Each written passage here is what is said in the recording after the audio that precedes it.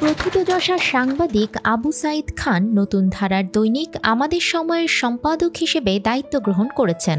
মঙ্গলবার তেজগাঁও শিল্পাঞ্চলে অবস্থিত দৈনিক আমাদের সময় কার্যালয়ে এক আনন্দঘন পরিবেশে আনুষ্ঠানিকভাবে দায়িত্ব গ্রহণ করেন তিনি।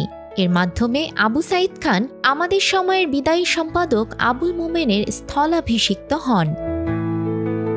এছাড়া দৈনিক আমাদের সময়ের নির্বাহী সম্পাদক পদে যোগদান করেছেন দৈনিক সমকাল পত্রিকার সাবেক সহকারী সম্পাদক এহসান মাহমুদ। তিনি মাইনুল আলমের স্থলাভিষিক্ত হন। আমাদের সময়ের প্রকাশক ডক্টর খন্দকার শওকত হোসেন, বিদায়ী সম্পাদক আবুল মোমেন সহ প্রতিষ্ঠানটির সাংবাদিক কর্মকর্তা কর্মচারীরা এ সময় নতুন সম্পাদক আবু সাঈদ খানকে ফুল দিয়ে বরণ করে নেন।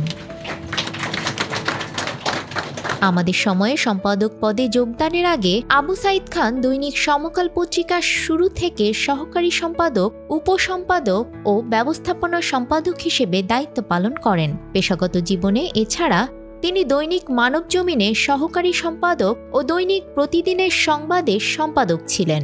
তিনি ৭১-এর বীর মুক্তিযোদ্ধা। আমাদের সময়ে যোগ দিয়ে সহকর্মীদের সাথে শুভেচ্ছা বিনিময়কালে আবু সাঈদ খান সবাইকে নিয়ে সম্মিলিতভাবে এগিয়ে যাওয়ার আশাবাদ ব্যক্ত করেন। এটা এককভাবে কোনো সম্পাদকের পক্ষে এটাকে এগোনো সম্ভব না। এটা টিমের যদি কেউ দুর্বল হয় কিংবা কোনো জায়গায় যদি ঘাটতি থাকে তখন এগোনো যায় না। তো এই জন্য সেখানে সবাইকে সক্রিয় হতে হবে, যেটা আমি আগেও শুনেছি, বাইরে থেকেও জানি যে আসলে এখানে কোন দোলনায় গ্রুপিং নেই। তো আমার মনে হয় এটা একটা পরিবার, আমরা এটা মেনটেন করব। তো আমি এখানে ঘোষণা করতে চাই আমরা সবাইকে নিয়ে পথ চলতে চাই। আমাদের সময় টার্গেট হবে কিভাবে শীর্ষ পাশে যাওয়া যায় এবং সেই চ্যালেঞ্জটা আমাদের গ্রহণ করতে হবে। পত্রিকাটির সদ্য বিদায়ী সম্পাদক আবুল মোমেন আমাদের সময়ে কাটানো স্মৃতি রোমন্থন করে বলেন, আমি আশা করি পরিবর্তনের মধ্য দিয়ে ভালো কিছু হবে। অনেকে যায় না এটা তিক্ত মন নিয়ে যাবে, আমি সেরকম না। এটা বড় কাগজের দিকে যাবে বা একটা সাকসেসফুল কাগজ হবে। সেই সঙ্গে আমার সাংবাদিক বন্ধু যারা আছে, যাদেরকে আমি এখানে রেখে যাচ্ছি, তারাও নিশ্চয় একটা সমৃদ্ধ জীবনের সাক্ষাৎ পাবে।